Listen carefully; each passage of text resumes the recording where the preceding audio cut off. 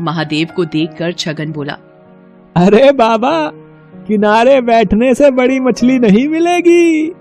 नदी के थोड़ा अंदर आओ तो हो सकता है कि कोई बड़ी मछली फंस जाए है? नहीं बेटा, ना तो मेरे पास नाव है और ना शरीर में ताकत जो मैं नदी में जाकर मछली पकड़ सकूं।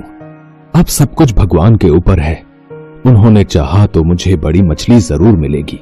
छगन ताने मारता हुआ बोला, तो फिर बैठे रहो घाट को पकड़ के।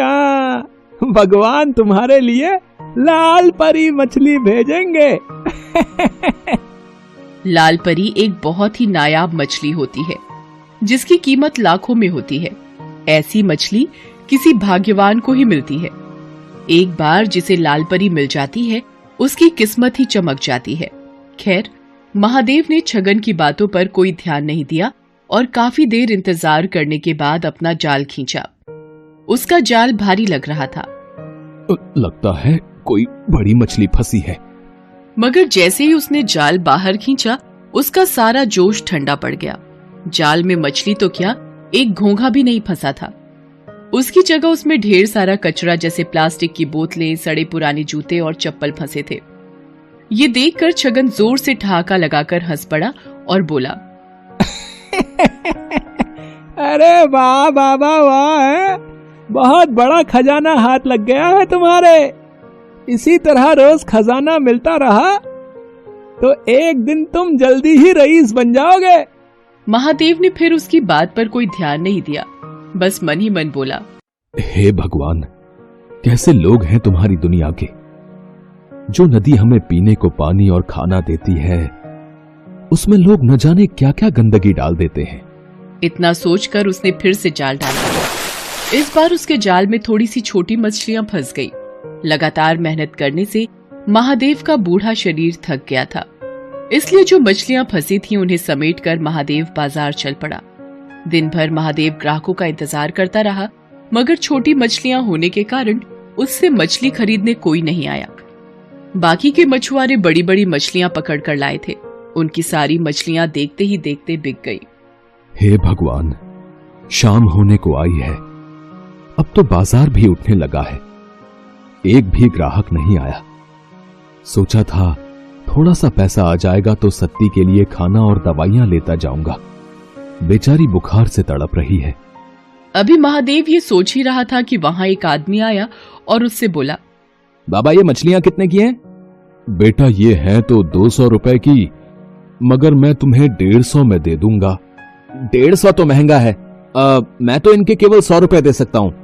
वैसे भी बाजार बंद होने वाला है। अब कोई तुम्हारी मछलियां खरीदने से तो रहा, इससे पहले कि ये सब सड़ जाएं, इन्हें तुम मुझे 100 रुपए में दे दो। मरता क्या न करता। आखिर महादेव को 100 रुपयों में उसे सारी मछलियां देनी पड़ी। बाजार भी तब तक उठ चुका था। महादेव ने अपनी दुकान समेटी और वहां से घर चल दिया। अभी वो बाजार से निकल भी नहीं पाया था कि उसके कानों में एक आवाज आई, बाबा, इस कंगले की भी सुनते जाना। 3 दिन से कुछ नहीं खाया बाबा, दया करो बाबा, मुझ पर दया करो। महादेव ने मुड़कर देखा, एक अंधा अपाहिज सड़क के किनारे पड़ा कराह रहा था। उसकी दोनों आंखें खराब थीं और दोनों पैर भी बेजान थे, जैसे 2 सूखे डंठल हों। महादेव को उस पर दया आ गई। उसने अपनी फटी हुई चादर उस अपाहिज को ओढ़ा दी और पास की एक दुकान से थोड़ा सा खाने का सामान लाकर उस अपाहिज को देता हुआ बोला, अब लो, खा लो। तुमने मुझ अपाहिज पर इतनी दया दिखाई, तुम कौन हो बाबा? महादेव उसे अपने बारे में बताता है। तब अपाहिज अपनी झोली से कुछ दाने निकालकर उसे देते हुए कहता है, तुमने बिना किसी स्वार्थ के एक कंगले की मदद की है बाबा। भगवान तुम्हें इसका फल जरूर देगा। लो, ये दाने रख लो।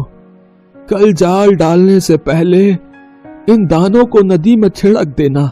महादेव ने दाने लेकर अपने पास रखे और अपनी फटी चादर उस अपाहिज को अच्छी तरह उड़ाकर वहां से घर चलाया।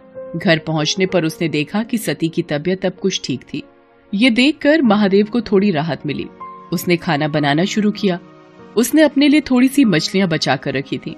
उन मछलियों के साथ उसने आज खरीदे हुए थोड़े से चावल और आलू बनाए और सती को खिलाया। सती को खिलाकर सुलाने के बाद जैसे ही वो खाने बैठा, तभी वहां गांव का कुत्ता कालू आ गया। कालू को देखते ही महादेव के चेहरे पर मुस्कान तैर गई। वो कालू को पुचकारते हुए बोला, क्यों कालू बेटा, भूख लगी है? ठहर, अभी तुझे खाना देता हूँ। इसके बाद महादेव ने अपने बचे हुए खाने में से एक हिस्सा कालू के सामने डाल दिया। एक अरसे से महादेव ऐसा ही करता रहा था।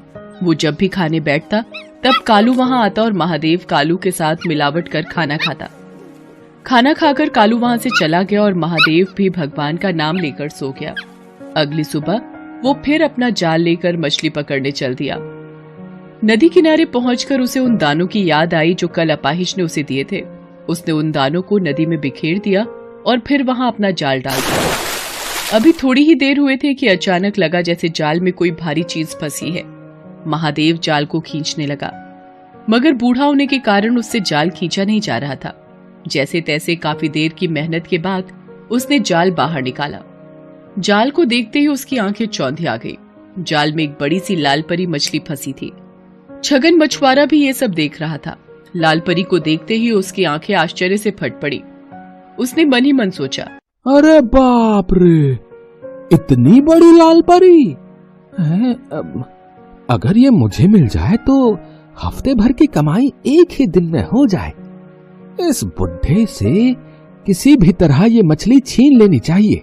उधर छगन की दुष्टता से अनजान महादेव किसी तरह उस मछली को उठाकर वहां से जा रहा था। तभी उसे एक तेज धक्का लगा और वो बुरी तरह जमीन पर गिर पड़ा। मछली भी उसके हाथ से छूट गई। उसे छगन ने धक्का दिया था। उसके गिरते ही छगन तेजी से लाल परी को उठाकर भागा। महादेव चिल्लाया, अरे अरे चोर चोर, पकड़ो पकड़ो, वो मेरी मछली लेकर भागा जा रहा है, कोई पकड़ो उसे। मगर वहां कोई भी नहीं था जो महादेव की पुकार सुनता। लेकिन अगले ही पल ना जाने कालू वहां कैसे आ गया और भागते हुए छगन पर टूट पड़ा। उसने कई जगह छगन को काट खाया। छगन दर्द से चिल्ला उठा। उसका चिल्लाना सुनकर आसपास के रहने वाले लोग वहां भागे आए। इतने सारे लोगों के सामने अपनी पोल खुलने के डर से छगन लाल परी को वहीं छोड़कर भाग गया। तब तक महादेव भी वहां पहुंच गया। लोगों ने उस मछली को महादेव को सौंप दिया। मछली बहुत बड़ी है, इसे काटकर इसका थोड़ा सा हिस्सा मैं अपने लिए भी रख लूं तो भी बाकी हिस्सों की बाजार में अच्छी कीमत मिल जाएगी मुझे।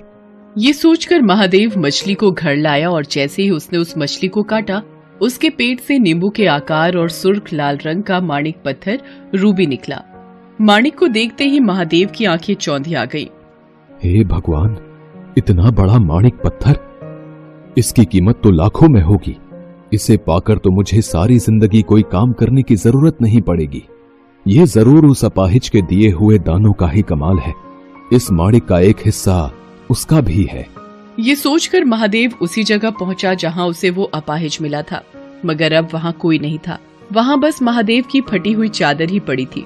लोगों से पूछने पर पता चला कि उन्होंने वहां किसी अपाहिज को पहले कभी नहीं देखा है। तो वो कौन था? क्या स्वयं भगवान मेरी मदद को आए थे और मेरे नसीब को चमका दिया? इस घटना के बाद महादेव की जैसे काया ही पलट गई। अब उसके जीवन में किसी चीज की कोई कमी न रही। वो अपनी पत्नी सती और कुत्ते कालू के साथ सुखपूर्वक जीवन बिताने लगा। साथ ही साथ दिल खोलकर दीन दुखियों की मदद भी करने लगा। ना जाने किसी दिन दुखी के भेष में कौन मिल जाए। Thanks for watching.